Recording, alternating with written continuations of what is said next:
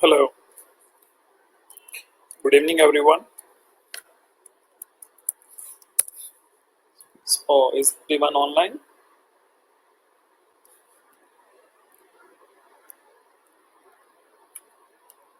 I can see a message from Akhil Mihir.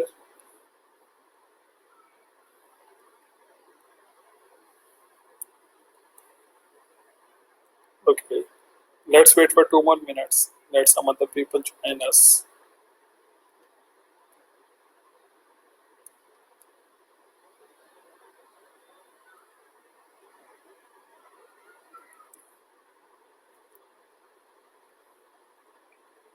And hope every one of you remember me. I'm Priyank and taking care of the as working as senior counselor with Admit Card.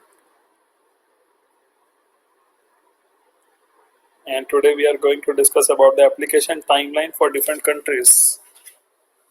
So I believe that will help you out to like plan out accordingly, like what kind of uh, applications will start for which university and at what time. So accordingly, you can plan out.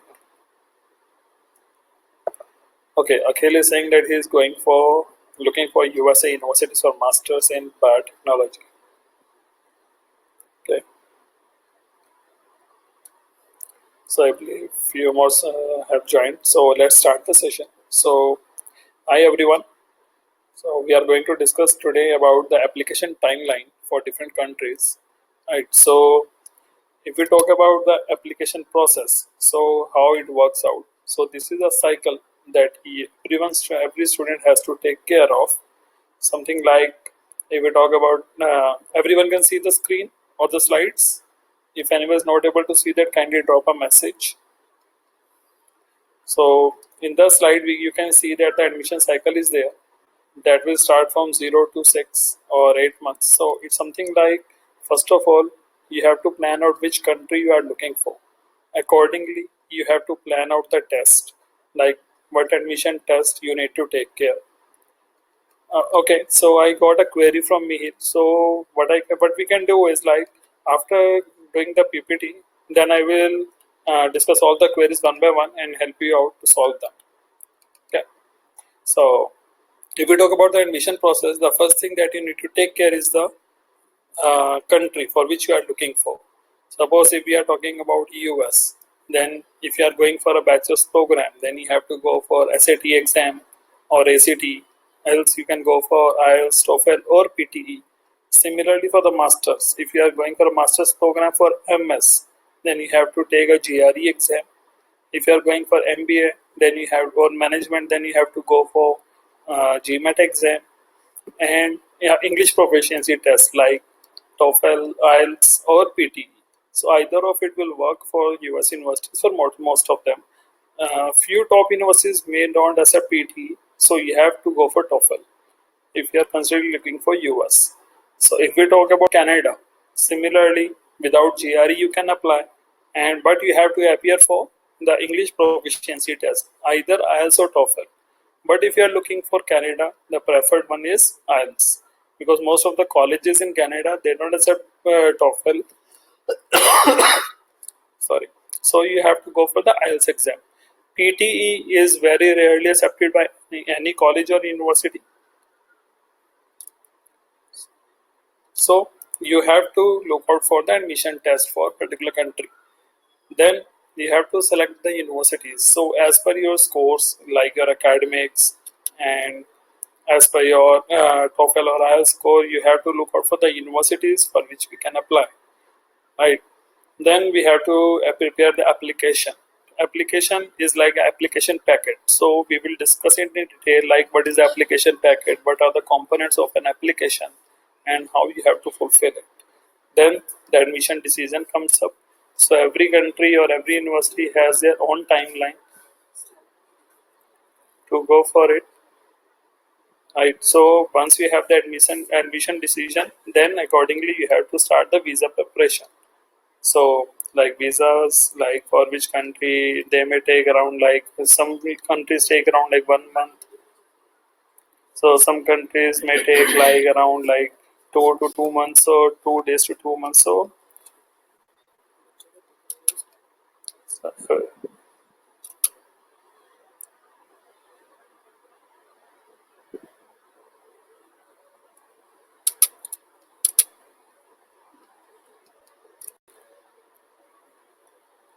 So everyone is able to see the slides now.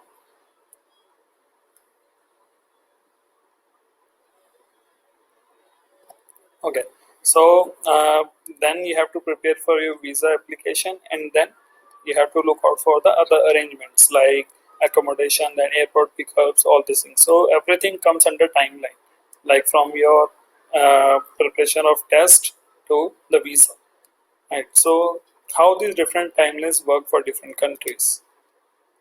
So if we talk about the intakes, so majorly there are three intakes like fall intake, spring or summer. But the major intakes are fall intake is the biggest one, then a spring intake, a smaller one, and a summer intake that is the lowest one, like minimum number of seats with minimum universities. So if we take an example of it, like if we talk about fall intake, and we have 100 universities, so all the 100 universities are open in fall with all the number of seats. If we talk about spring, so around like 60 to 70% universities are available and as per the seats as well. But if we talk about summer intake, it's like 15 to 20 universities are open and very limited seats and programs. So the major intake is the fall one and then the spring one. So if we talk about the fall intake, most of the countries have the fall intake is from August to September, and if we talk about the spring intake, it's like starting in the month of January. If we talk about Germany, so there are two intakes. One is summer and one is winter. Winter intake is the October one, and summer intake is the April one. So accordingly, we have to start the application process. So for any country you are looking for, application process starts at least 6 to 8 months prior to the program start date. Suppose if we take an example of US and the about the fall intake you want to apply. So application process start 1 year prior. Like we are, if you are planning for next August, applications are already started. So you can plan as per that. And if we talk about the deadlines, the application deadline starts from the month of December. So you have to plan it. Like you have to prepare the documents like statement of purpose, letters of recommendation, resume. So all these documents take time to prepare and as per the university requirement. So at least you should have a buffer time period for the application. Suppose the university has a deadline of December 1. So at least 1.5 month prior, start your application and prepare your documents. And if we talk about Canada, again, if we talk about the January intake, US is still accepting the application, but for Canada, most of the universities are colleges are already closed. So you will find difficulty or struggle to get some Canada colleges or universities. And for Germany, the summer intake is already going on. For the winter intake, the applications are already closed of this year. So you can start preparing for the summer intake. So, if we talk about the major programs, so most of the students apply for engineering, science, computer science basically. And in computer science, now we have different fields like data science or data analytics, and then business analytics. So, all these kind of programs are very popular in almost all the countries, and you have to plan accordingly, like for which country you are looking for, or your profile is eligible for which country. So, accordingly, you have to get the profile evaluation through our team, and accordingly you have to plan the application process. Okay, so this is the application packet that involves. So application packet, the first thing and the most important is the application form. So application forms are two types, can be online or can be offline. So when you start for the university, like these universities you want to apply, then you have to go through their website, like they are accepting the online application or on an offline application. If the application is online, you have to create an account, fill up the form and submit it. And if the application is offline, you need to take the printout of the application form, fill it up, and you have to courier it to the university. Right. Second thing is transcript, one of the most important document of your application packet. And every university has their own timeline to issue the transcript to the students. So You have to check out with your university how much time they will take. It may take around like minimum as a week and up to 1 or 2 months as well university will take. So apply prior to it and get multiple copies of your transcript when you apply, like around like 4 to 5 copies, so that they will help you out to apply for different universities. Then a statement of purpose or university essay writing. So statement of purpose is basically why you are looking for this particular university, why this country, why this program, what is your background and how is it relevant to it, and why university will select you out of all the students who are applying to this university. So you have to give the proper justification of your profile and why you want to apply to that university. If we talk about the university essays, is something like a short essay of 100 words, 200 words, something like explain your extra activity, any one extracurricular activity, if you have any failure in life, how you overcome it. So there are different kinds of essays. They want to see how positive a student is about their life. So this is again one of the most important factors for giving you the admission and scholarship. So you have to focus on statement of purpose, right? Then if we talk about the test scores that I mentioned earlier, like as per the country, you have to plan your test score, test, like for which test you have to appear for. If we talk about GRE, suppose you have a GRE of 295, so university list will be according to that. If you are having a GRE score of 300, the university will vary. If you have a score of 320 plus, obviously you will look out for the top universities. And if you have GRE of 330 plus, obviously you will look out for the Ivy Leagues or the top 10 to 15 universities. Or for any country, if we talk about like Canada, obviously if you have a good GRE score, you will plan out for University of Toronto, Alberta, Waterloo. These are the universities for which you can target, right? So when you are applying for the when you are applying to any university, then you have to submit your official scores of your GMAT, GRE, or IELTS or TOEFL through their particular website. Suppose if we talk about GRE, then you have to go to ETS, log in over there, and submit your official scores to the university. And similarly for TOEFL or IELTS. Resume or CV. So is again the most important factor because it gives all the details about your academics, your work experience, your projects, your internships, any curricular activities that you have, if you have any community service. So everything will be including in CV or resume. So it has to be updated when you are applying. Then letters of recommendation. Again, a most important factor. Who is recommending you, like your professors or you have done an internship from a company, so that particular team lead is giving you a letter of recommendation. If or if you have some experience, then you are going to get a letter of recommendation from your manager or from your team lead. So who is recommending you, at what level they are recommending you, and how like how they can explain your potential and capability, and from how long they know you. So all these details have to be in the letter of recommendation. So these are the most important documents for your application packet.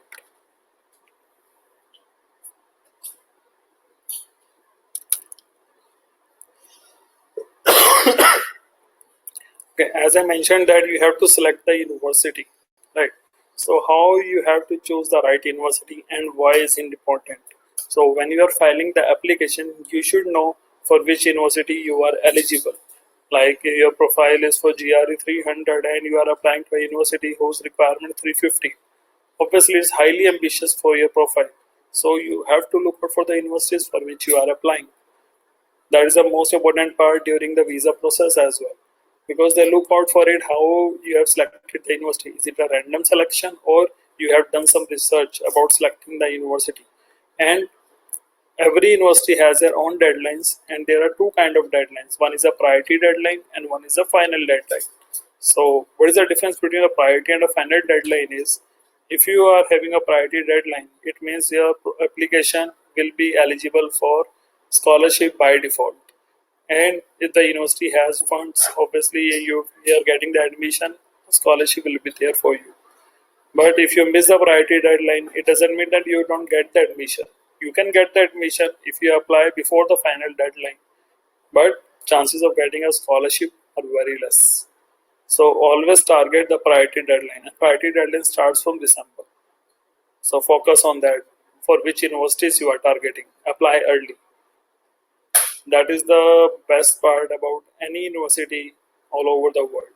Apply early because it's first come first serve basis. So if you apply early, suppose you apply to a university whose GRE requirement is like 303, 304, and you have a 300 GRE, and if you apply early, university will not reject your application on the basis of GRE. They will look out your complete profile, and you have chances of getting the admission as well. So make your chances better by applying early. As soon as the application opens up, start filing it.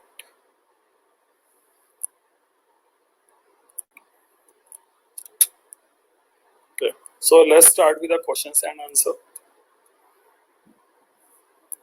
So I have a question from me here. Uh, you are preparing for your GRE and you are planning to appear in the month of October. Is it too late? No, it's not late, but get all your documents should be ready by that time, like a statement of purpose, letters of recommendation, resume, essays, everything should be done by that time till the time you are writing GRE. And you should appear for some mock tests. So by looking out for 3 to 4 mock tests, we can get an average, like as per your mocks you can land in this particular range of the scores in the final exam. So accordingly you can have a tentative list with you for which universities you can apply. And once you have the final GRE, then prepare a final list and start applying for it. So it's not too late, but you should plan it when you want to start it. So Akhil, obviously we can guide you for it. Like if you are looking for masters from US, and if you are looking for, have you appeared for GRE? Okay, you already took GRE in August and score 310, reappearing in October. So that is fine. If you want to apply for few of the universities as per your previous GRE, that is completely fine. If you want to proceed with that, and since you are reappearing for JRE in month of October, and you're, and how much you are targeting, it should be around like 320 or something.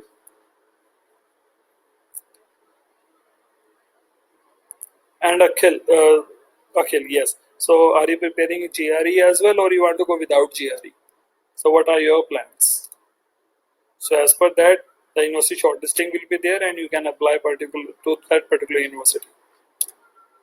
And how much is your GC, GPA? Everything works out when you apply for the applications, like how much is your percentage in bachelor's, and if you have any backlogs, then how you have to, how many backlogs you have, and every reappear is counted as a backlog. So suppose you have a backlog in your first semester, you appeared for that exam in the month in third semester, but you didn't clear it, and able to clear it in the fifth semester, then it will be counted as 2 backlogs rather than 1 backlog. So every university has a particular criteria to accept the backlogs as well. So if you have too many backlogs, obviously you have to look out for the universities accordingly. So academics is the most important part when you apply. Then your standardized test like GRE, TOEFL or IELTS, and then your statement of purpose, letters of recommendation, resume, and then the extra activities. So, so all these components has different weightage to your application. If we talk about academics and GRE TOEFL, they have a weightage of around like 15 to 20% because everyone who is eligible for that university can apply. And the major intake and the major weightage of the application is under statement of purpose, letters of recommendations. It should be around like 65 to 70%. And rest of the percentage of 15 to 20 will be on the extracurricular activities.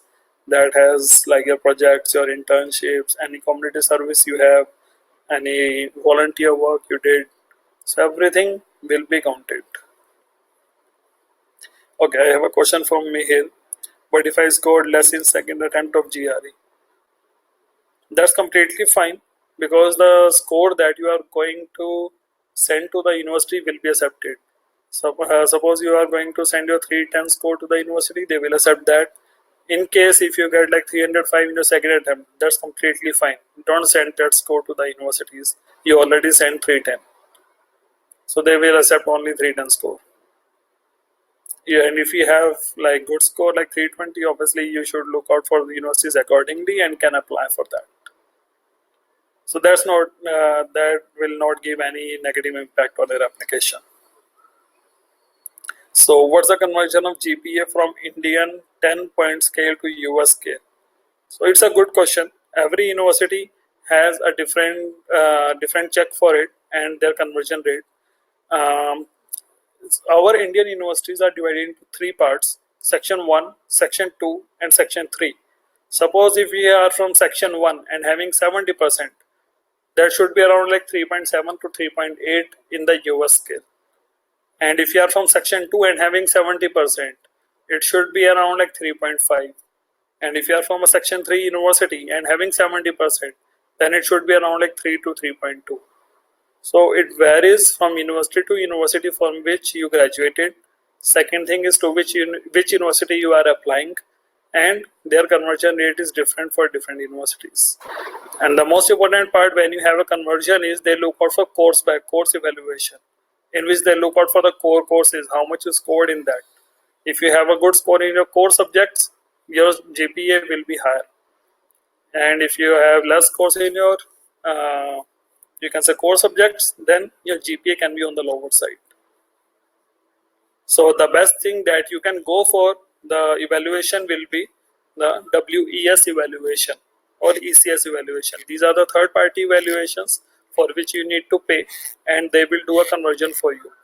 So accordingly you can apply. VIT is section 1, so don't worry me here. It's a section 1 university, and if you have a good GPA, your profile is good to go.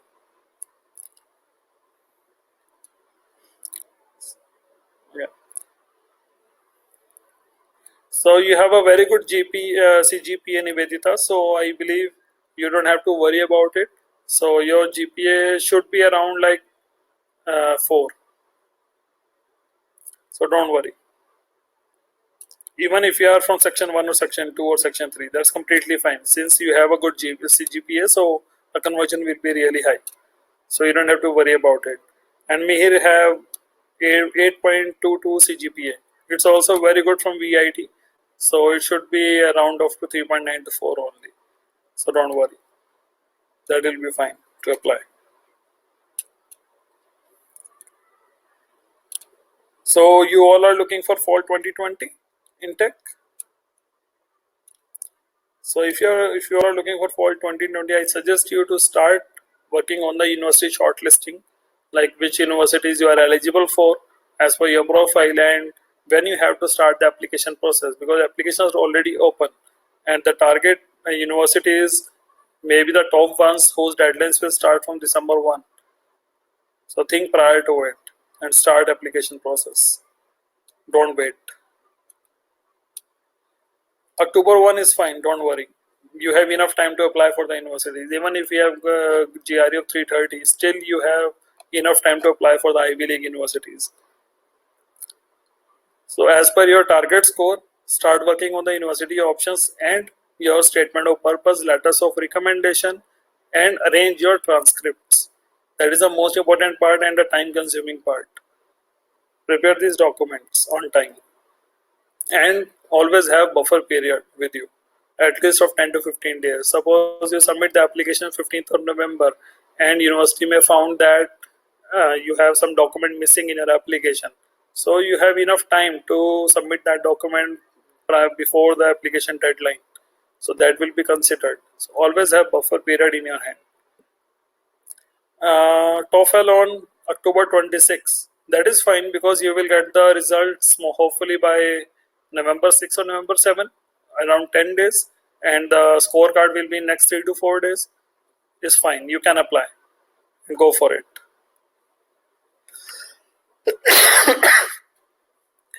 Okay. So how much you want to target for the top universities? Okay, top universities don't only look out for GRE. Suppose you have a GRE of like 327, 328, and having a good research work in the same field, you can target the Ivy League universities. It's completely fine with them. Even you have like scores of 324, 325, and a good research work with you, at least 2 to 3 research papers. They are more concentrated about that rather than GRE. And if you look out for most of the universities in the top list, like the Ivy Leagues, they mention that they don't require GRE.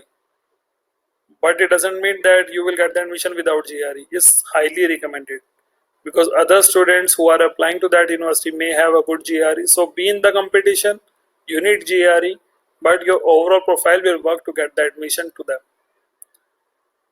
And here it works: your statement of purpose, your resume, your letters of recommendation, your research work that will come through your research, your resume or CV, that what kind of work you have done, in which international journal you have your papers published. So they look out for everything. I have done a student exchange in Barcelona for 6 months in my final year.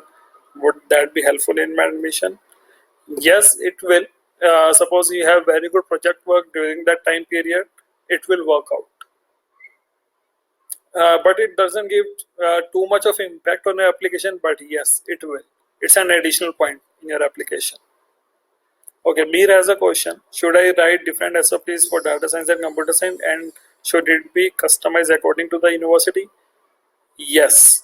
If we talk about statement of purpose, your background will be same like what you have done so far, then why you selected this particular field in your bachelor's, and why you want to pursue masters in computer science. So that paragraph and about the university, why you have selected this university. These two paragraphs will surely get changed for computer science and data science. And if we talk about university, yes, it's a customized document and is a personalized one. So when you look out for the university requirements, some university can ask for a SOP of like 1 page within like 500 words. So you have to cut down your SOP in 500 words or in 1 page. Some universities can ask you to submit your SOP with having like 750 word limit. So it should be in that particular limit. It should not exceed 750. So as per the university requirement, suppose university is asking for a statement of purpose in just 250 words. So they have a particular requirement of it. Like they are looking out for your extra activities only, or they're looking out for your work experience or something related to that particular field you are applying. So it should be focused on that particular question they asked for that personal document. Yes, it should be customized and different for different programs. Because if you look out for computer science, if you look out for data science, some subjects may get changed, professors will get changed.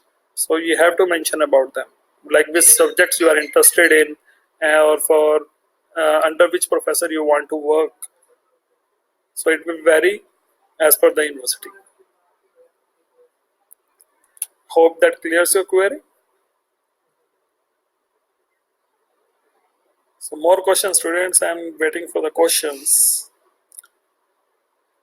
The most important part is just the timeline. You have to start your process on time. Rather, is always good to start early rather than wait for the last time, like last day to submit the application.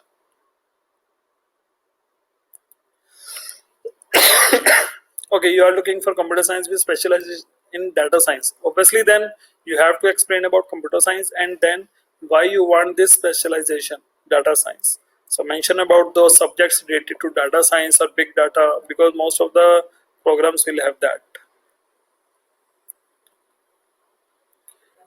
Yeah, minor changes are required in our SOP for data science, particularly some subjects that you want to study and what kind of job role you are looking for after pursuing this degree.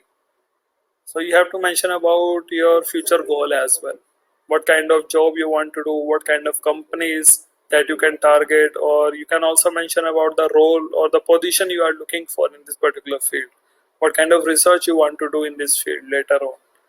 And everything should be like, if you talk about the job scenarios, then it should be about India, not about US or any other country.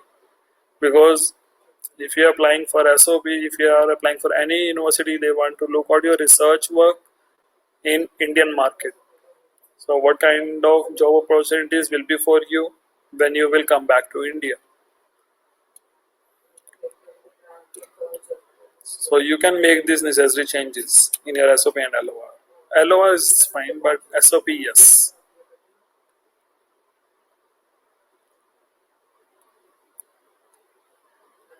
There is no particular template for SOP, but there are some points that you have to focus on. So every student writes SOP in a different way. Some starts from their family, some starts from their childhood, some starts from their college, but everything should be in a chronological order. Like when you have done that, when you have done this thing, then when you are applying, so everything should be in the particular order. So I believe editor can help you out in it. Suppose you start your process to admit card, and we will get you connected with the editor over there, and they will help you out like how we can help you out for it.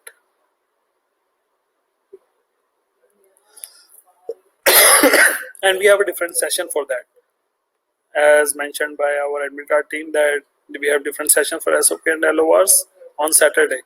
So be ready for that session, and they will help you out for SOP and LOR preparation.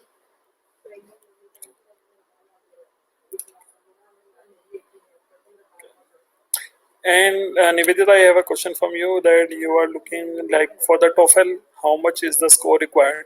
For the top universities, it should be around like 105.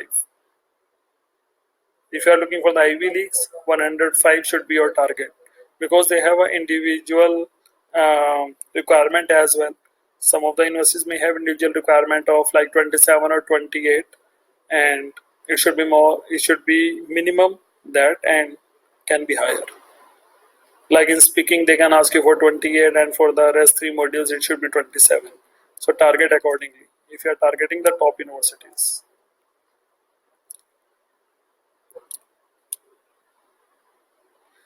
For that one, editor can do that for you.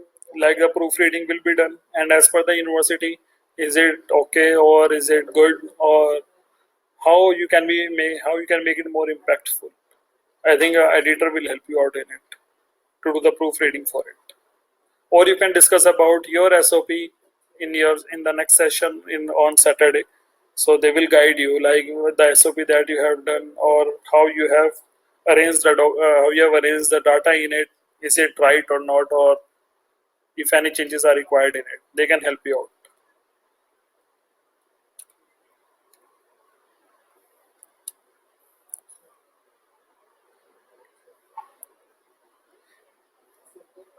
And if you have more questions in future, you can just get back to us, like the mail that you have received for this event. You can just reply back on that email, and we help you out for it for the next steps. And if you want the complete counseling thing like university shortlisting, then preparation of SOP LORs, then the application process, applying to those universities, and then the visa counseling.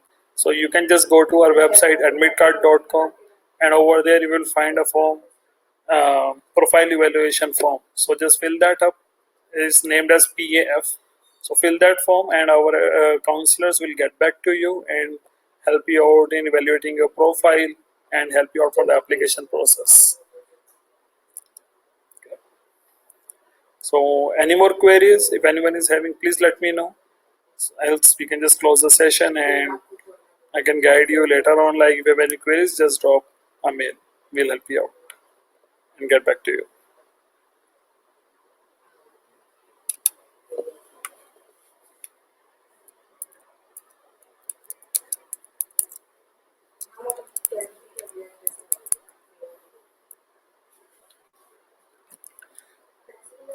European countries are good for masters in computer science. If we compare it with US, so US is the first country, or the top in the top list for computer science for the research projects, or how much the investment is done on computer science is higher in US. Second is the European countries, and mostly Germany. So if you want to target for that, you can. Germany is the second country who invest on the research as comparison to US or another country, and then the Canada.